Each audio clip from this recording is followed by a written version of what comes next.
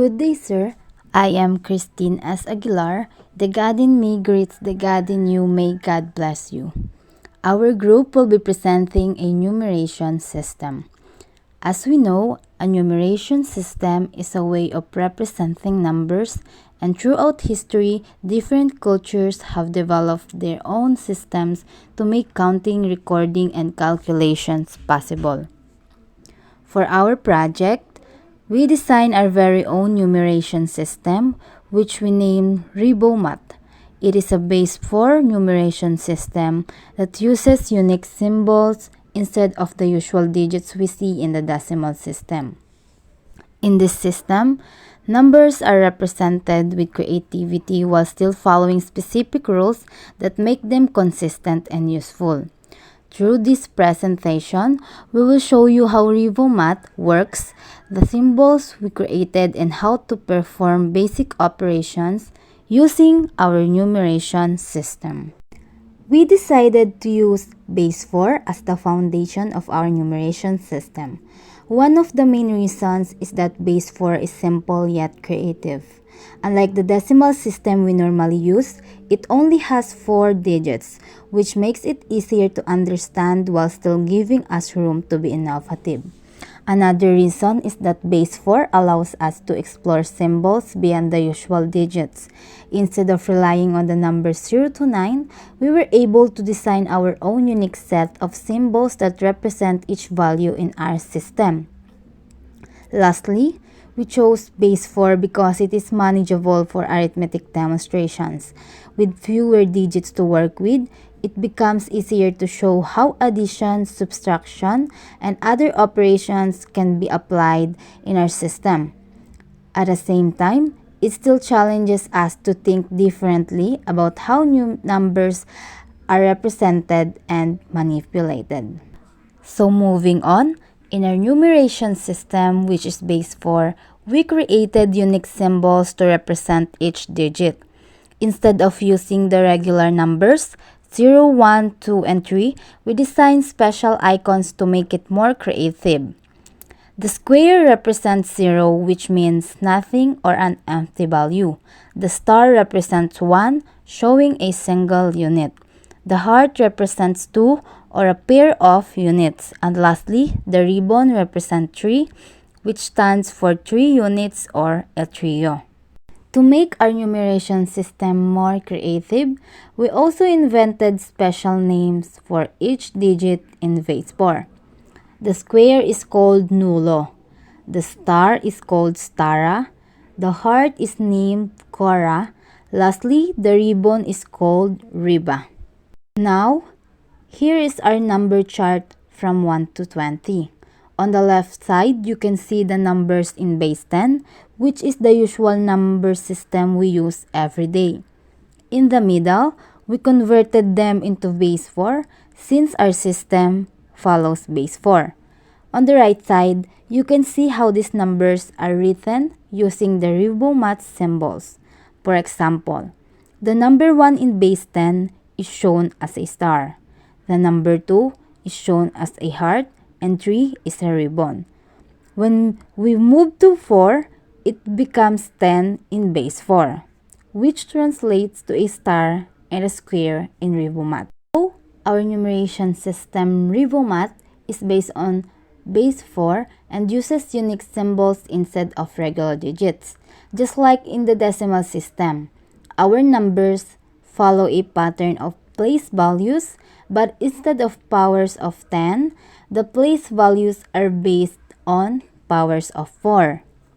This means that the first position represents ones, the next position represents fours, then sixteens, and so on. Numbers are read from left to right, the same way we read in the decimal system. So it feels familiar even though the symbols are new. Another important part is that arithmetic can still be performed using these place values. We can add, subtract, multiply, and divide numbers in RiboMath the same way we do in base 10, but using our own set of symbols and rules. How the system works. This numeration system works on base 4, which means it only uses the digits 0, 1, 2, and 3. In this system, those digits are replaced with symbols, box, star, heart, and ribbon. Once we reach 3, we group into the next place value, just like how in base 10 we move from 9 to 10. Moving on with the place values. In this system, place values increase by powers of 4. The first place represent ones, the second represent fours, the third represents 16s, and the fourth represents 64s. This works the same way as base 10, but instead of groups of 10, we use groups of 4. Let's try converting the decimal number 20 into base 4. 20 has one group of 16, one group of 4, and no remainder. That gives us the base 4 digits 110, which is written with the symbol star, star, and box.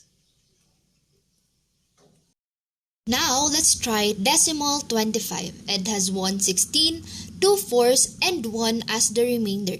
This makes the base 4 121, which is represented as star, heart, and star. Arithmetic in base 4 works the same way as in base 10, but the carrying and borrowing is done in groups of 4. For addition and subtraction, if a sum or difference goes beyond the available 4 symbols, we carry or borrow to the next place value. For multiplication and division, we group or separate numbers into sets of 4. Good day po.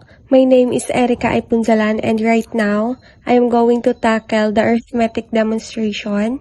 But before I discuss it or tackle it, please go back to the slide number 7 for the number chart 1 to 20 or for the basis po. So, paano nga ba gumagana yung ribbon math or base 4 system? So, for the base 10 versus base 4, kapag po sinabing base 10, ito yung mga normal na counting system natin, like 0 to 9. While yung base 4 naman po is gumagamit lang ng digits such as 0, 1, 2, and 3. Pag lumampas sa 3, may next digit na tulad na ginagawa natin sa base 10 kapag lumampas sa 9. Example, decimal 4 equals 10 sa base 4. Decimal 5 equals 11 sa base 4. Decimal 6 equals 12 sa base 4. So for the symbols naman po, star equals 1. And then heart equals 2. Ribbon equals 3. And square equals 0. So, sa bawat base 4 digit ay may katumbas na symbol. For the example number 2 in addition, problem, what is 1 heart and 1 star plus 2 hearts equals? So for the step 1, translate to base 4. Bullet 1, 1 heart and 1 star equals 21. Open parenthesis, base 4, close parenthesis. Bullet 2, 2 hearts equals 22. Open parenthesis, base 4, close parenthesis. For the step 2, convert to base 10. First bullet, 21 equals, open parenthesis, 2 times 4 raised to the power of 1, close parenthesis, plus, open parenthesis, 1 times 4 raised to the power of 0, close parenthesis, equals 8 plus 1 equals 9. For the bullet 2, 22 equals, open parenthesis, 2 times 4 raised to the power of 1, close parenthesis, plus, open parenthesis, 2 times 4 raised to the power of 0, close parenthesis, equals 8 plus 2 equals 10. For the step 3, add the two decimals. So 9 plus 10 equals 19. For the step number 4, convert 19 back to base 4. So 19 equals 103, open parenthesis, base 4, close parenthesis. And for the step 5, convert to symbols. So 103 equals 1 star, 1 square, and 1 ribbon. So the final answer is 1 heart, 1 star, plus 2 hearts equals 1 star, 1 square, and 1 ribbon. So in short, Ginagamit lang natin ang base 4 system na may special symbols such as star, heart, ribbon, and square. Ginagawa yung usual process. So, for the 1, or first, symbols to base 4. And the number 2, base 4 to decimal. And then, step 3, add in decimal. And step 4, convert back to base 4. And step 5, palitan ng symbols. And that's it. Now, let's proceed to the examples of subtraction. So again, ribbon is equal to 3, heart is equal to 2, and star is equal to 1, and square is equal to 0. So first example breakdown. What is 1 ribbon and 1 heart minus 1 heart question mark? Step 1. Translate into base 4 digits. So, bullet 1, 1 ribbon and 1 heart is equal to 3. Open parenthesis, 1 ribbon, close parenthesis, and 2. Open parenthesis, 1 heart, close parenthesis, equals 32, open parenthesis, base 4, close parenthesis. So, for the bullet 2, heart is equal to 2. Open parenthesis, base 4, close parentheses. And then for the step 2, convert to decimal. First bullet, 1 ribbon and 1 heart is equal to 3 times 4 raised to the power of 1 plus 2 times 4 raised to the power of 0 equals 12 plus 2 equals 14. Second bullet, heart is equal to 2. Step 3, subtract. 14 minus 2 equals 12. And then step 4, convert 12 to base 4. So 12 divided by 4 equals 3. Remainder, 0. 3, open parenthesis, 1 ribbon, close parenthesis, comma, 0 or open parenthesis, square, close parenthesis, 30, open parenthesis, base 4. Close parentheses. And then for the step 5, convert to RiboMath symbols. 3 equals ribbon, comma, 0 equals square. So the final answer is ribbon and square. So to answer the problem is 1 ribbon and 1 heart minus 1 heart equals 1 ribbon and 1 square. For the example number 2 in subtraction, so the problem or the question is 1 ribbon and 1 star minus 2 stars question mark. Again, step 1, translate into base 4 digits.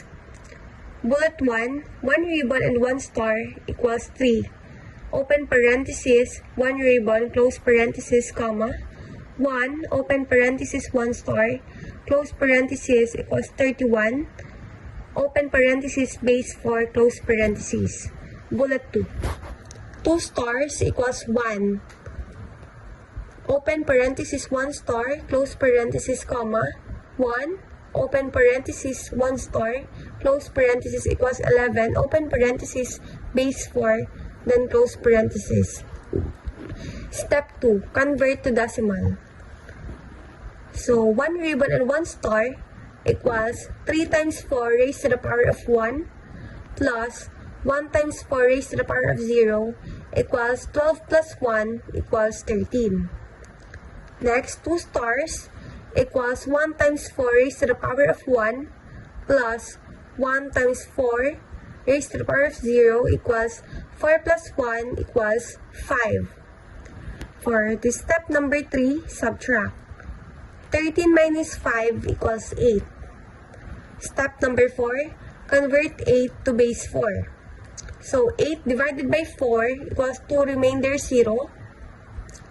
So 2, open parenthesis, 1 heart, close parenthesis, comma, 0, open parenthesis, square, close parenthesis, equals 20, open parenthesis, base 4, close parenthesis.